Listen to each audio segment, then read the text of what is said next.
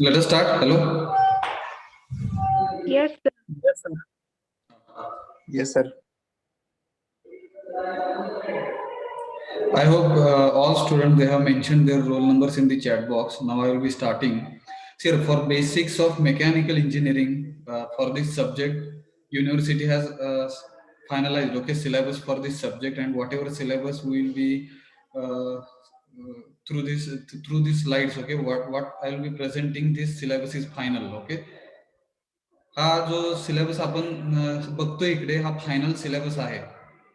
हा फायनल होऊन आलेला आहे युनिव्हर्सिटीकडून. सोलापूर विद्यापीठाच्या वेबसाईट वरती 25 तारखेला हा पब्लिश झालेला आहे. ठीक आहे. Hello. Yes, sir. Yes, sir.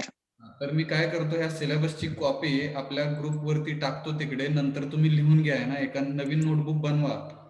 मी परत एकदा थोडंसं रिवाइज करतो बघा. सब्जेक्टचा कोड आहे C113. ओके. बाकी सगळं सेम आहे. ISC, ESC, जे काय आपण डिस्कस केलं, everything will remain same. There will be 3 COs which already we have discussed. These COs are also remaining same. So this is the first topic or chapter, and unit number 5, pump, compressors and turbines. This already we have seen. Okay. Then machine tools and joining processes. This also we have seen. आणि मला वाटतं आपण power transmission systems पर्यंत आलतो, बरोबर? Yes sir. हा, तर इकडे आपण बघूया ना, ह्या चॅप्टर संदर्भात थोडंसं बघूया. 4 चॅप्टर आहेत आपल्याला टोटल. त्यातले 5वा आणि 6वा 2 चॅप्टर आपण बघितले. Okay. Unit number 7. Name of this unit is power transmission systems. Okay, out of which power word, if you will consider, so meaning of power already we have seen 3 to 4 times. I have revised. Okay, what is meant by power? Sanga. Hello.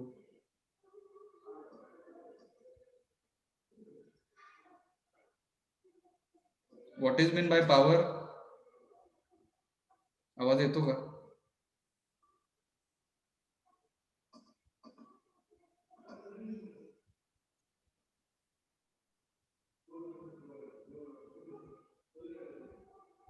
आवाज येतो का? Hello.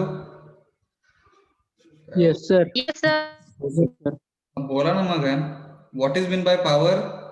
Work Ability upon or capacity to do some work. Work upon time. This is the ratio. If we will be considering work upon time, energy upon time, okay, heat upon time. So such kind of ratio, if we will be considering, so it is considered as a power. Okay. So power is nothing but rate of work done. In another language, we can say work upon time.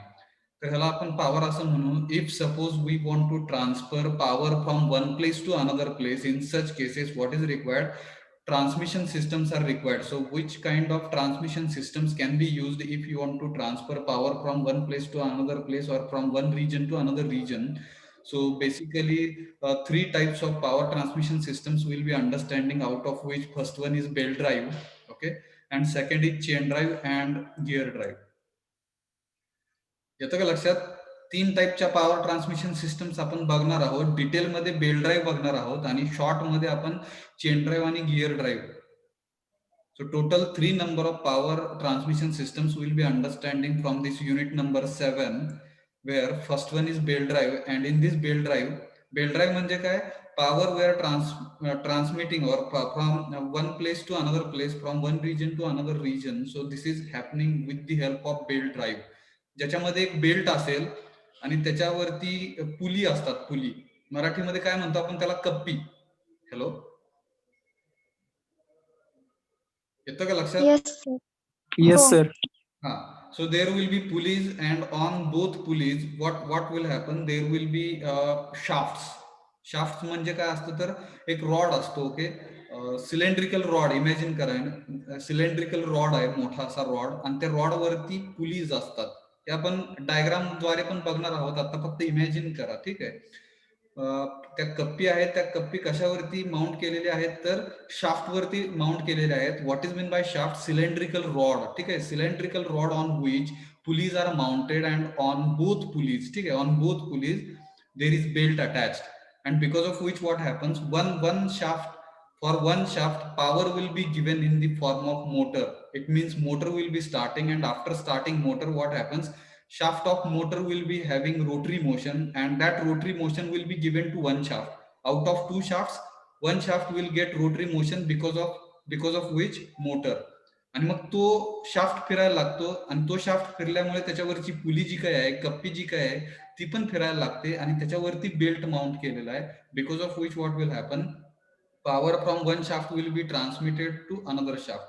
मग जो shaft मोटरच्या शाफ्टला couple केलेला आहे, त्या शाफ्टला input shaft असं म्हणूया, आणि जो दुसरा शाफ्ट आहे ज्याला पॉवर ट्रान्सफर होणार आहे बेल्टद्वारे, त्याला आउटपुट शाफ्ट असं आपण म्हणणार आहोत. So there will be input shaft and output shaft. Power will be transferred from input shaft to output shaft with the help of belt. So such kind of drive is called as belt drive. काय अडचण?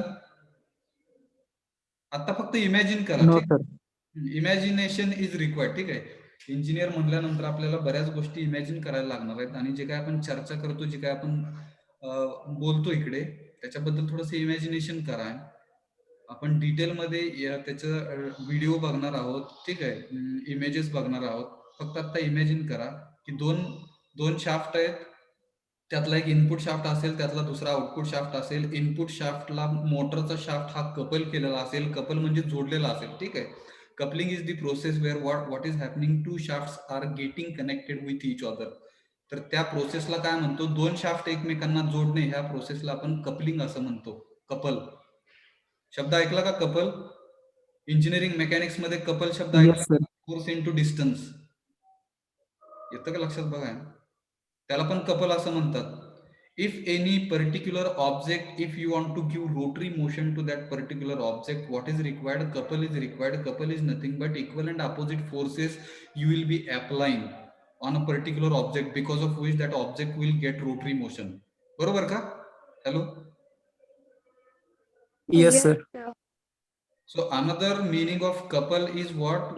Coupling. Okay, coupling. LING लावलं त्याला, कपलिंगला LING लावलं. So coupling जर शब्द consider केला, तर तिकडे दोन शाफ्ट एकमेकांना जोडणे, ह्या प्रोसेसला पण कपलिंग असं म्हणतात.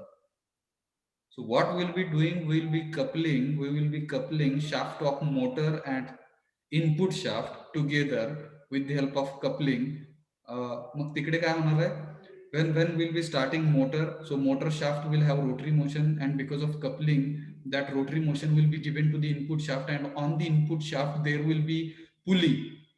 त्या पुलीला आपण ड्रायव्हर पुली किंवा ड्रायव्हिंग पुली असं म्हणूया. ड्रायव्हर किंवा ड्रायव्हिंग, जी पुली फिरणार आहे. ठीक आहे, and on that driver pulley there is belt. मग इमॅजिन करा, ड्रायव्हिंग और ड्रायव्हर पुली रोटेट व्हायला लागली, त्याच्यावरती बेल्ट आहे. Because of which what will happen, तो बेल्ट फिरणार आहे, आणि तो बेल्ट हा दुसऱ्या पुलीवरती पण माउंट आहे. त्याला आउटपुट पुली असं म्हणू, किंवा ड्रिव्हन पुली असं म्हणू त्याला आपण, जी फिरली जाणार आहे. ड्रायव्हिंग पुली किंवा ड्रायव्हर पुलीमुळे जी पुली फिरली जाणार आहे, त्याला ड्रिव्हन पुली असं म्हणूया, किंवा आउटपुट पुली असं म्हणूया. आणि त्या आउटपुट पुली जी काही आहे, ती कशावरती माउंट केलेली आहे? आउटपुट शाफ्ट वरती माउंट केलेली आहे. बिकॉज ऑफ विच आउटपुट शाफ्टला पण रोटरी मोशन मिळणार आहे. So in this way what will be doing, will be transferring power from one shaft to another shaft, and this is possible with the help of belt drive. समजलं का? What is mean by belt drive short मध्ये? Yes, sir. Yes, sir. Yes, sir. त्याच्यामध्ये मग different types of belts we will understand. Open belt drive, ठीक आहे, cross belt drive, ते कसे असतात, ते काय असतात, material of the belt, that also we will understand. Okay, belt कुठल्या मटेरियलचं असतं. ठीक आहे, टाइप्स ऑफ बेल्ट्स, बेल्टचे टाइप्स कुठले कुठले, length of belt for open belt drive, cross belt drive ही कशी कॅल्क्युलेट केली जाते, वेलॉसिटी रेशो म्हणजे काय for simple and compound belt drive. तो सिम्पल अँड हे बेल्ट ड्राईव्हचे टाइप्स आहेत बरं का. Compound belt drive, simple belt drive हे कसे असतात काय, ते आपण डिटेलमध्ये बघणार आहोत. सेंट्रिफ्युगल टेन्शन म्हणजे काय, हे पण बघणार आहोत. त्या बेल्टवरती ज्यावेळेस पुली फिरते, त्यावेळेस त्या बेल्टवरती डिफरंट टाइप्स ऑफ फोर्सेस किंवा टेन्शन्स अप्लाय केले जातात. तर ते कुठल्या टाइपचे असतात? सेंट्रिफ्युगल टेन्शन एक असतं त्याच्यामध्ये. सेंट्रीपेटल आणि सेंट्रिफ्युगल हे दोन शब्द आहेत. त्याच्यामध्ये फरक कोण सांगेल? हॅलो, 12वीला शिकला का? बघा आहे ना, सेंट्रिफ्युगल आणि सेंट्रिपेटल. सो हा सर शिकलोय. गोविंद. Hello. सेंट्रिपिटल म्हणजे sir along the circles and centrifugal म्हणजे अवे फ्रॉम द सर्कल.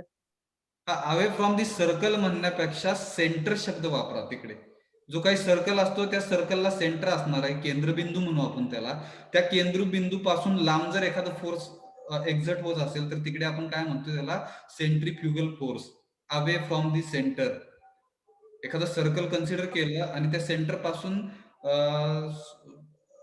पासून अवे म्हणजे लांब, सर्कमफरन्स जो काही आहे ना, कडा जी म्हणतो आपण, त्या सर्कलची जी काही कडा आहे तर त्या सेंटर पासून त्या कडेपर्यंत जर असा फोर्स जात असेल किंवा उलटा आहे ना, कडेपासून जर त्या सेंटर त्या सर्कलच्या सेंटरकडे जर फोर्स जात असेल तर त्याला सेंट्रीपेटल असं म्हणतो आपण. Centripetal means towards the center and centrifugal means away from the centre of the circle. अशा टाईपचे दोन टाईपचे फोर्सेस जर एखाद्या सर्कल वरती ऍक्ट होत असतील तर त्याला सेंट्रीफ्युगल आणि सेंट्रीपेटल असे दोन फोर्सेस म्हणतो आपण त्याला. परत एकदा मी रिपीट करतोय, सेंट्रीफ्युगल म्हणजे away from the center and centripetal means towards the center. काय अडचण? No sir. No sir.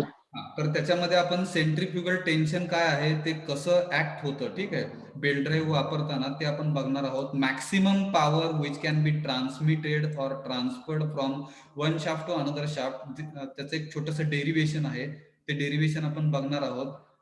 Numerical treatments म्हणजे काय, some problems will be solving on the simple belt drive.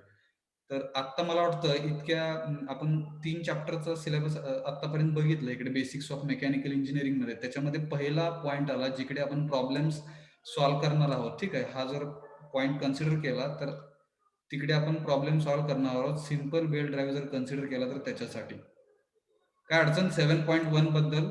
Hello. No sir. No sir. Sir. तर त्याचं weightage बघा. आता इकडे weightage 7.1चं weightage 7 मार्काचं आहे. 3 तासामध्ये संपवा. हे टीचर साठीचे 3 तास आहेत. 3 तासामध्ये हा सिलेबस संपवायला त्यांनी सांगितलेलं आहे, ठीक आहे.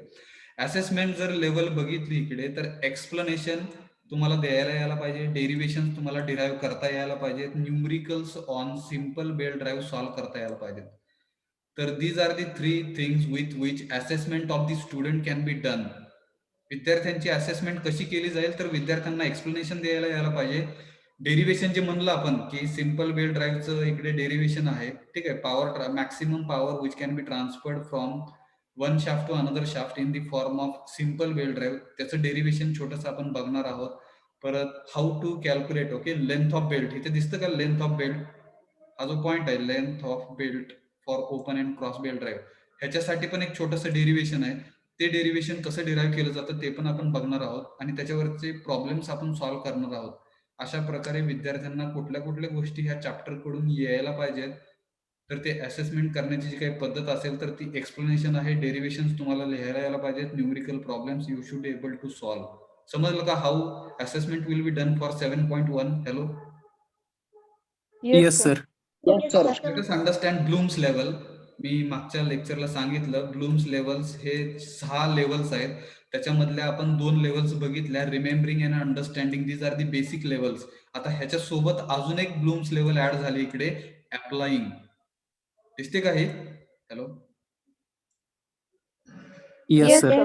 Yes sir. तर इकडे अप्लाइंग म्हणजे काय आहे तर तुम्हाला जे काही इकडे तुम्ही डेरिवेशन्स शिकणार आहात, ठीक आहे, डेरिवेशन्स, आणि त्या डेरिवेशन्स वरून काही तुम्हाला फॉर्म्युले येणार आहेत तर ते फॉर्म्युले अप्लाय करता यायला पाहिजेत आपल्याला. जे काय आपण शिकलेलं इकडे, ठीक आहे, जे काय फॉर्म्युले आपण डिराईव्ह केले, जे काही डेरिवेशन्स बघितले ते डेरिवेशन्स आपल्याला अप्लाय करून certain problems which are related to simple belt drive, these problems we should be able to solve. And if we are able to solving different problems which are related to simple belt drive तर त्याला आपल्याला applying हा concept, applying ही Bloom's level तिकडे समजून घ्यायला पाहिजे आपण. तर ही 3rd लेवल आहे, ब्लूम्स लेवल मधली ही 3rd लेवल आहे. फर्स्ट इयर मध्ये 3च लेवल असतात, remembering, understanding and applying. Hello. Bloom's level मधले जे काही तुमचे सब्जेक्ट्स असतील ते सगळ्या सब्जेक्ट्स मध्ये मोस्टली तुम्हाला रिमेंबरिंग अँड अंडरस्टँडिंग असेल. And wherever if you will be solving certain problems for solving the problems third level of Bloom's, okay, that will be also considered, which is considered or which is called as applying. समजलं का हे? Hello, Yes, sir. काय Yes, sir. Yes. काय अडचण याच्यामध्ये? No, sir. म्हणजे 7.1 जर आपल्याला शिकायचं असेल तर तिकडे आपल्याला 3 गोष्टी यायला पाहिजे. तर रिमेंबरिंग झालं पाहिजे, आपल्याला लक्षात राहायला पाहिजेत गोष्टी. दुसरी गोष्ट म्हणजे काय, तर अंडरस्टँडिंग, समजून घेता यायला पाहिजे, समजलं पाहिजे. आणि third one is we should be able to apply. जे काही शिकलंय आपण ते अप्लाय करता यायला पाहिजे. So applying the concepts which will be learning in 7.1 means different problems will be solving. Problem आपल्याला सॉल्व्ह करता येतात, म्हणजेच आपल्याला कॉन्सेप्ट जे आपण शिकले ते आपल्याला अप्लाय करता येतात. So have you understood this 7.1? Let us go to 7.2. Yes, sir. Yes, sir. Okay, so in 7.1 we understood first power transmission system. Let us call that first power transmission system as belt drive. Now in 7.2 we'll be understanding, we'll be learning other power transmission systems, out of which first one is chain drive and second is gear drive. तर ह्या दोन power transmission system आपण ह्या 7.2 मध्ये शिकणार आहोत, बघणार आहोत. त्याच्यामध्ये चेन ड्राईव्ह एक आहे आणि गिअर ड्राईव्ह एक आहे. आता चेन ड्राईव्ह मध्ये थोडक्यामध्ये सांगतो, तिकडे बघा आहे ना, समजून थोडंसं इमॅजिन करा. सायकल बघितली का सगळ्यांनी? सायकल चालवली असणार आहे, सायकल बघितली असणार आहे. तर ते सायकल चालवताना तिकडे Yes. तर तिकडे पेडल असतं. पेडल आपण पेडलिंग करतो म्हणजे काय करतो, तर तिकडे बघा एक स्प्रॉकेट असतं. स्प्रॉकेट, आता स्प्रॉकेट म्हणजे काय, इमॅजिन करा तिकडे एक छोटी डिस्क असते ज्याचा थिकनेस भरपूर कमी असतं आणि त्याला दात असतात असे. गिअर सारखंच असतं ते, पण त्याची थिकनेस भरपूर कमी असते, तर त्याला स्प्रॉकेट असं म्हणतात. स्टीलची प्लेट इमॅजिन करा, स्टीलची प्लेट आहे गोल आणि त्याला टीथ असतात आणि त्या टीथ जे काय आहे त्याच्यावरती चेन जी असते ती एंगेज केलेली असते. येतंय का लक्षात? इमॅजिन करू शकताय काय? Hello, Yes, sir. Yes, sir. तर ती स्प्रॉकेट, ती जी काही गोल डिस्क आहे ज्याच्यावरती दाता असतात, त्या दातांच्या वरती जी काही चेन असते ती अटॅच केलेली असते. बरोबर ती चेनची जी काही दाता असतात त्या दातांच्या वरती बरोबर तुमची चेन एंगेज होते तिकडे. आणि त्याला जिकडे पेडलिंग करतो आपण त्याचा जर डायमीटर बघितला, त्या स्प्रॉकेटचा जर डायमीटर बघितला तर तो थोडासा मोठा असतो. हॅलो, आणि ती चेन मागचं जे काही चाक असतं, रेअर व्हील म्हणू आपण त्या बायसिकलचं रेअर व्हील, त्या मागच्या चाकावरती एक छोटंसं स्प्रॉकेट असतं. इमॅजिन करा, त्याच्यावरती पण दात असतात छोटे छोटे. आणि त्या स्प्रॉकेट वरती ती चेन अशी गुंडाळून इकडून अशी पूर्ण चेन, जी काही चेन असते ती चेन कशाला अटॅच किंवा गुंडाळली जाते बघा. तुमचा मोठा स्प्रॉकेट जो पॅडलिंग केल्यानंतर गोल फिरणार आहे आणि ती चेन त्याच्यावरती, आणि ती छोटा जो काही डायमीटर असलेला स्प्रॉकेट आहे त्या छोट्या डायमीटर असलेल्या स्प्रॉकेटला ती जी काही पेडलिंग करून जी काही पॉवर मिळलेली आहे ती पॉवर आपण ट्रान्सफर करतो मागच्या रेअर व्हीलला. त्याच्यामुळे आपलं मागचं चाक फिरतं आणि मागचं चाक फिरल्यामुळे आपल्या सायकलला लिनियर मोशन मिळते, पुढे जाण्याची मोशन मिळते. Hello, Yes, sir. Yes, sir. this is the example where what will happen if you want to transfer power from इथे आता आपण दोन एक्झाम्पल घेऊया. की पहिलं स्प्रॉकेट, ज्याला आपण थोडंसं sprocket whose diameter is larger diameter, पहिलं स्प्रॉकेट जे पेडलिंग कशी आहे, आणि पाठीमागच्या रेअर व्हील वरचं एक स्प्रॉकेट, छोटं स्प्रॉकेट ज्याचा डायमीटर छोटा आहे. ठीक आहे, आणि पॉवर ट्रान्सफर कुठून झाली, पेडलिंग जिथनं करतो त्या स्प्रॉकेट पासून मागचं स्प्रॉकेट जे छोटंसं आहे, जे रेअर व्हील वरती आहे, त्याला पॉवर ट्रान्सफर झाली. पण ती पॉवर ट्रान्सफर कोणामुळे झाली? हॅलो, येतो का लक्षात? बघा, Yes, sir. Chain drive मुळे. झाली, चेनमुळे झाली. बरोबर? Yes, sir.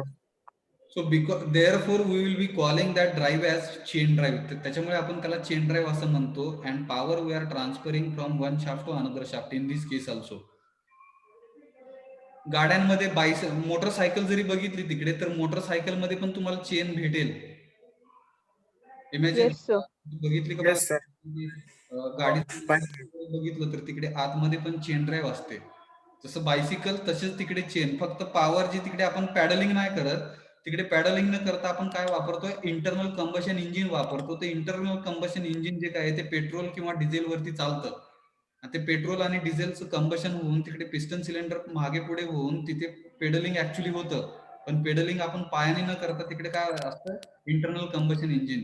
आणि त्याच्याद्वारे जी काय मेकॅनिकल पॉवर ट्रान्सफर झाली ती मेकॅनिकल पॉवर ही रेअर व्हीलला, मोटरसायकलच्या रेअर व्हीलला दिली जाते आणि बिकॉज ऑफ विच आपली जी काही मोटरसायकल आहे ती पुढे जाते. मग तिकडे पण मोटरसायकल मध्ये पण चेन ड्राईव्ह आहे, बरोबर? Yes sir. हा, तर चेन ड्राईव्ह बद्दल कळलं का? चेन ड्राईव्ह मध्ये जर तिकडे बघितलं तर कुठल्या कुठल्या गोष्टी असणार आहेत, स्प्रॉकेट्स असणार आहेत. इनपुट स्प्रॉकेट असेल, आउटपुट स्प्रॉकेट असेल, परत 2 शाफ्ट असतील.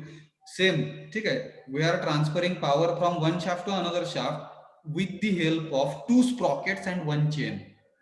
जर बेल ड्राईव्ह कन्सिडर केलं तर बेल ड्राईव्ह मध्ये काय असणार आहे, बेल ड्राईव्ह मध्ये पण तिकडे 2 शाफ्ट असणार आहेत. फक्त तिकडे स्प्रॉकेटच्या ऐवजी 2 पुली असणार आहेत. पुली, ज्याला मराठीत कप्पी असं म्हणतो आपण. आणि त्या कप्पी जे काही कप्पी आहेत, ठीक आहे, ज्या काही पुलीज आहेत त्या पुलीज रोटेट केल्या जातात. आणि तिकडे म्हणजे 2 पुली असणार आहेत, 2 शाफ्ट असणार आहेत आणि एक बेल ड्राईव्ह असणार आहे. And in case of chain drive there will be 2 स्प्रॉकेट्स, 2 shaft and 1 chain. समजलं का दोन्ही मध्ये फरक? Hello, yes sir. हे डिटेल मध्ये बघणार आहोत आपण. मी आता तिसऱ्या ड्राईव्ह कडे चाललो, ती म्हणजे गिअर ड्राईव्ह. आता गिअर ड्राईव्ह जर बघितलं तर इकडे बघा ना, distance between 2 shaft. Gear drive कधी येते, ज्यावेळेस डिस्टन्स बिटवीन 2 शाफ्ट हे भरपूर कमी असतं as compared to chain drive and as compared to belt drive, and distance between 2 shafts is very less. In such cases we will be using gear drive. So best example to understand gear drive is our wristwatch किंवा भिंतीवरचं घड्याळ. जर तिकडे बघितलं तर त्याच्यामध्ये काटे असतात, ज्याला आपण minute hand, hour hand and second hand असं म्हणूया. काट्याला इंग्लिशमध्ये हँड्स असं म्हणतात, ठीक आहे. आणि हे हँड्स, हे जे काही काटे आहेत ते गोल फिरतात. आणि हे फिरवण्याचं काम जर कोण करत असेल तर आतमध्ये छोटे छोटे गिअर्स असतात आणि ते गिअर्स मेकॅनिकल एनर्जीमुळे फिरतात. आणि ते गिअर्स फिरल्यामुळे तुमचे जे काही काटे आहेत ते काटे पण फिरतात. म्हणजे तुमचा जो बॅटरी असते आतमध्ये, सेल टाकलेला असतो आपण त्या घड्याळाच्या आतमध्ये, तर तो जो काही सेल आहे तो इलेक्ट्रिकल एनर्जी आपण म्हणूया, त्या सेलमध्ये असणाऱ्या इलेक्ट्रिकल एनर्जी, त्या इलेक्ट्रिकल एनर्जीचं कन्व्हर्जन सगळ्यात पहिल्यांदा मेकॅनिकल एनर्जी मध्ये होतं, म्हणजेच गिअर फिरतात. मेकॅनिकल एनर्जी म्हणजेच फिरणे किंवा रोटरी मोशन किंवा एखाद्या दोन दोन दोन ऑब्जेक्टची जर मुवमेंट व्हायला लागली तर त्याला आपण मेकॅनिकल एनर्जी असं म्हणूया तिकडे. मग इकडे गिअर्स काय करणार आहेत, गिअर्स फिरतात आणि ते गिअर्स फिरल्यामुळे त्याला आपण मेकॅनिकल एनर्जी असं म्हणू, म्हणजेच electrical energy will be converted into mechanical energy.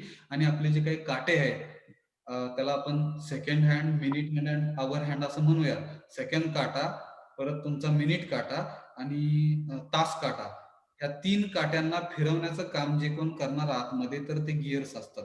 आता तिकडे जर बघितलं तर तुम्ही डिस्टन्स बिटवीन 2 शाफ्ट हे भरपूर कमी असतं, त्याच्यामुळे तिकडे गिअर ड्राईव्ह वापरायला लागेल. तिकडे जर तुम्ही म्हणला की आपण चेन ड्राईव्ह वापरूया, ठीक आहे, घड्याळामध्ये चेन ड्राईव्ह वापरूया किंवा घड्याळामध्ये बेल्ट ड्राईव्ह वापरूया, जर असं शक्य आहे का नाही, पहिला क्वेश्चन. जर तुम्हाला घड्याळामध्ये बेल्ट ड्राईव्ह किंवा चेन ड्राईव्ह जर वापरायचा असेल तर तुमचं घड्याळ हे भरपूर मोठं पाहिजे. येतं का लक्षात? Can you imagine? Hello, yes sir. Yes, sir. तुम्ही बघा आहे ना, काही काही बिल्डिंग्स असतात, शासकीय इमारती असतात, त्या इमारतीमध्ये बरेच मोठे घड्याळ तिकडे घड्याळ लावलेले असतात. तर तशा घड्याळांच्या आतमध्ये जर तुम्ही ऑब्झर्व केलं तर तिकडे बेल ड्राईव्ह वापरू शकेल आपण किंवा चेन ड्राईव्ह वापरू शकेल, कारण की ते डिस्टन्स बिटवीन 2 शाफ्ट हे जास्त झालं, ठीक आहे. तिकडे गिअर्स पण वापरणार आपण, तिकडे चेन ड्राईव्ह पण वापरू शकणार, का तर डिस्टन्स जास्त झालं, मोठ्या मोठ्या घड्याळांमध्ये डिस्टन्स जास्त झालं. पण जर डिस्टन्स कमी असेल, तुम्हाला कॉम्पॅक्ट जर करायचं असेल आणि कॉम्पॅक्ट जी काही तुमची डिव्हाइसेस असतील, अशा कॉम्पॅक्ट डिव्हाइसेस मध्ये जर पॉवर ट्रान्सफर करायची असेल तर तुम्हाला गिअर ड्राईव्ह हा बेस्ट ऑप्शन असणार आहे. येतं का लक्षात? Hello, yes sir. Yes, sir. तर त्याच्यामध्ये आपण मग थोडंसं डिटेलमध्ये कुठल्या कुठल्या टाईपचे गिअर्स असतात, ओके, एक्सक्लुडिंग गिअर टर्मिनॉलॉजी हा पार्ट सोडून, ठीक आहे, हा पार्ट सोडून types of gears will understand. Gear trains म्हणजे काय? आता ट्रेन्स हे थोडक्यात आपण सांगूया ना जाता जाता. गिअर ट्रेन्स, ट्रेन म्हणजे काय हो? रेल्वेच्या संदर्भात जर ट्रेनचा अर्थ समजून घ्यायचा झाला तर what is mean by train? System. System. मी असं म्हणलं तर काय बघा आहे ना, चुकलं का बघा आहे ना तिकडे. जर आपण रेल्वे बघितली तिकडे रेल्वे, तर त्या रेल्वेमध्ये एक इंजिन असतं, बरोबर? आणि बाकीचे जे काही असतात त्याला डबे असं म्हणतो आपण मराठीतून, त्याला बोगी असं म्हणूया, इंग्लिश मधून बोगीज असतात. मग कधी कधी 10 बोगीज असतील, काही काही ठिकाणी 12 बोगीज असतील. इट डिपेंड्स ऑन तुमचं जे काही पहिलं इंजिन आहे, पहिला जो डबा आहे त्याच्यामध्ये इंजिन असतं. तिकडे बघा ना, स्टीम टर्बाईन, पूर्वी स्टीम टर्बाईन वगैरे वापरले जायचे रेल्वे चालवण्यासाठी, पण आजकाल पेट्रोल डिझेल असे इंधन वापरून तिकडे, किंवा इलेक्ट्रिकल एनर्जी, डायरेक्ट इलेक्ट्रिसिटी वापरून पण ट्रेन पळवल्या जातात, बरोबर का? हॅलो. Yes sir.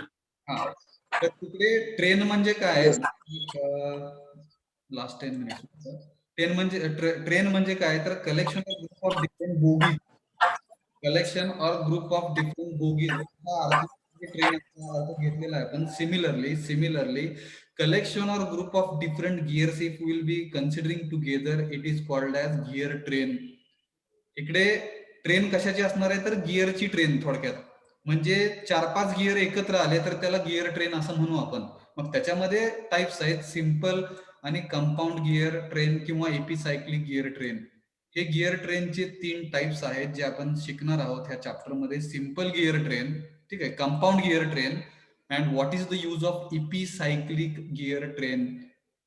येतं का लक्षात? Hello. Yes sir. Yes, sir.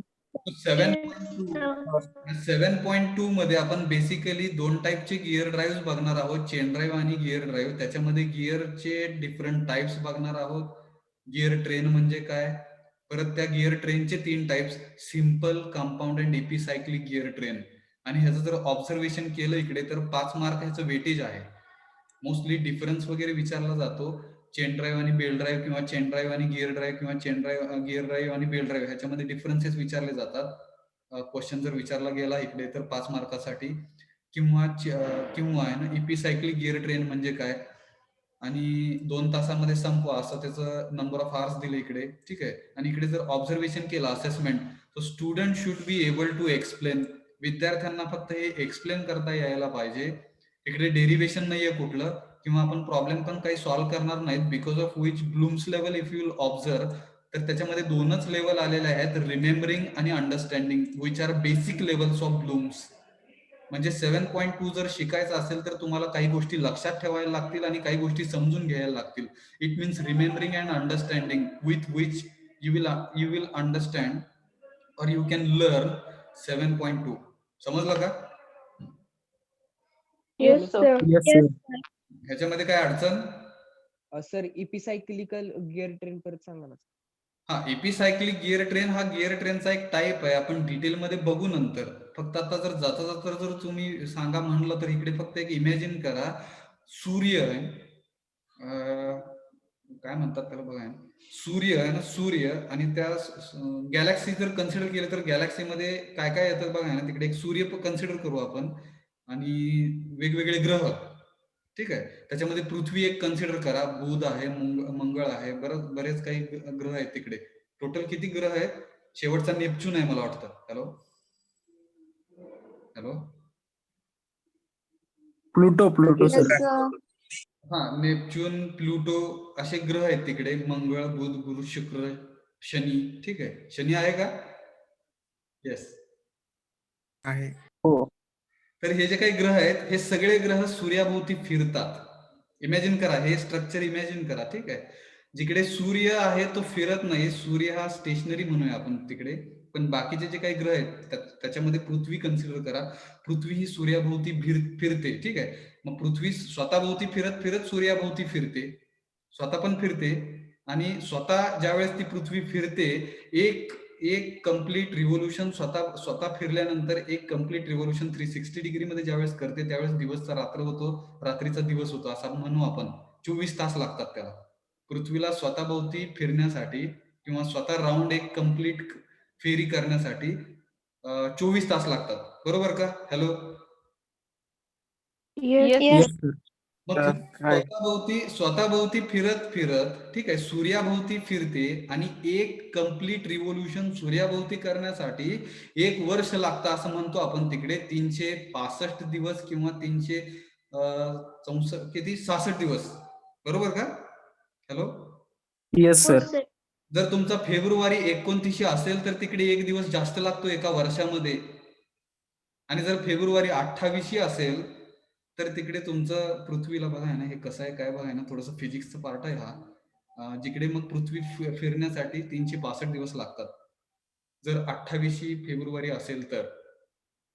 मग हे जर कन्स्ट्रक्शन जर लक्षात घेतलं, जिकडे एक एक सूर्य जर बघितला तर त्या सूर्याभोवती आपली पृथ्वी फिरते, पण ती पृथ्वी फिरत असताना सूर्याभोवती स्वतःभोवती पण फिरते. So such kind of structure also we can have in case of gear train, जिकडे एक गिअर जो स्टेशनरी असेल आणि एखादा गिअर स्वतःभोवती फिरत फिरत जो काही स्टेशनरी गिअर आहे त्या गिअरच्या भोवती पण फिरतो. So such kind of structure if will be considering it is called as इपिसी.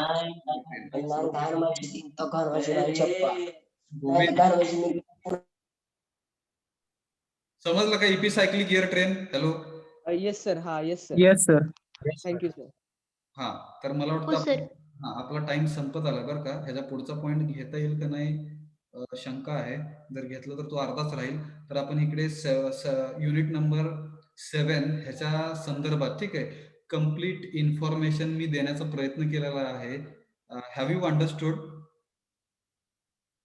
Yes sir. Yes, sir. Yes, sir. ह्याच्यामध्ये काही doubt? No, sir. No sir. Bloom's level कुठल्या कुठल्या वापरल्या आपण, कोण सांगेल थोडक्यात? आणि का वापरल्या आणि कशासाठी? ते एक्स्ट्रा ब्लूम्स लेवल आपण वापरतोय ती कशासाठी, कोण सांगेल? इकडे आपण थांबतोय. Hello, applying sir for example. हा, अप्लाइंग फॉर एक्झाम्पल्स म्हणण्यापेक्षा applying is the Bloom's level. Bloom's level number 3 म्हणूया आपण. इकडे पुढच्या लेवलमध्ये गेलो आपण. आणि अप्लाइंग कधी शक्य आहे हे समजून घ्या, ठीक आहे. When applying is possible, when you are able to remember the things and when you are able to understand the things. Remembering and understanding ह्या 2 गोष्टी झाल्यानंतरच we can go to next level of Bloom's, that is applying. Then only we can able to solve some different problems which are related to simple wheel drive वगैरे छोटे छोटे problems इकडे आपण solve करू शकणार. पण त्याच्यासाठी तुम्हाला फॉर्म्युले पाठ झाले पाहिजे, ठीक आहे, तुम्हाला समजून घेता यायला पाहिजे. Then only we can solve problems. येतं का लक्षात? Hello, Yes, yes sir. Sir. Yes, sir. Yes, sir. हा, तर जाता जाता मी अजून एक गोष्ट सांगतो इकडे, की हा जो काही सिलेबस आहे त्या सिलेबसची लिंक मी तुम्हाला तिकडे पाठवतो आपल्या टेलिग्राम चॅनल वरती. तर तेवढा सिलेबस जो काही आहे तो लिहून घ्या. आपण जे काही आतापर्यंत शिकलं, ठीक आहे, 4 युनिट्स तुम्हाला लिहायचे. हे 4ही युनिट्स तुमच्या बेसिक्स ऑफ मेकॅनिकल इंजिनिअरिंग नावाच्या नोटबुक मध्ये हे चारही टॉपिक्स, ठीक आहे, युनिट्स, चॅप्टर्स म्हणा यांना, ते सगळे लिहून काढा अशी माझी विनंती आहे. काय अडचण? आता लिहायचं कशासाठी? तर बरेच शब्द नवीन असतात, ठीक आहे, तर ते नवीन शब्द आपल्या हाताखालून जावेत आणि ते शब्द तुमच्या लक्षात राहावेत, जेणेकरून तुम्हाला उद्या ज्यावेळेस तुमची एक्झाम असेल त्यावेळेस तुम्हाला बऱ्याच गोष्टी आठवतील. त्याच्यासाठी आपण लिहून काढतोय गोष्टी. काय अडचण? No, sir. No No, sir. sir. सगळ्यांनी बेसिक्स ऑफ मेकॅनिकल इंजिनिअरिंग नावाची नोटबुक बनवा. तिकडे स्वतःचं नाव टाका, रोल नंबर टाका, डिव्हिजन टाका, ठीक आहे. आणि त्याच्यानंतर नेक्स्ट पेज वरती सिलेबस म्हणून तो सिलेबस मी आज तुम्हाला शेअर करतो लिंक.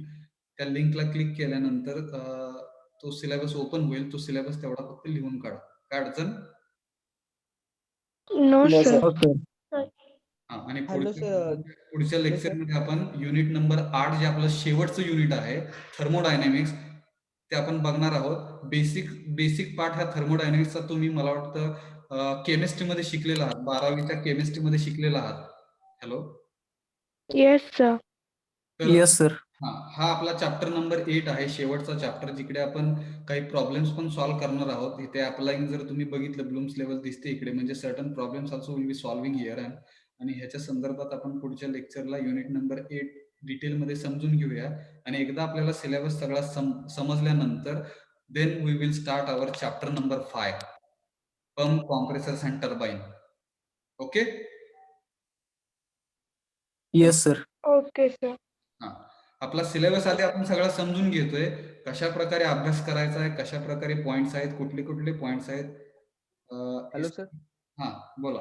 Sir, सर जे जुन्या सिलेबसची जी लिंक होती त्याच्या जागी तुम्ही रिप्लेस करणार आहे का नवीन लिंक? हो हो हो, नवीन लिंक. ठीक आहे. चालते सर. sir, exams कधी असतात? एक्झाम्स मे बी मे मध्ये असतील, त्याची माहिती तुम्हाला हळूहळू दिली जाईल बरं का. 3 महिने तरी आता हे आपलं टीचिंग लर्निंग वगैरे चालेल. 3 महिन्यानंतर एक्झाम असेल. पण आतापासूनच जे काही दररोज होत आहे बरं का, माझी परत एक रिक्वेस्ट आहे तुम्हाला, जे काही दररोज होत आहे हे दररोजच्या दररोज थोडंसं वाचत चला. ऍट दी एंड बर्डन येईल तुम्हाला. आतापर्यंत तुम्ही बघा ना, 12वी मध्ये अॅन्युअल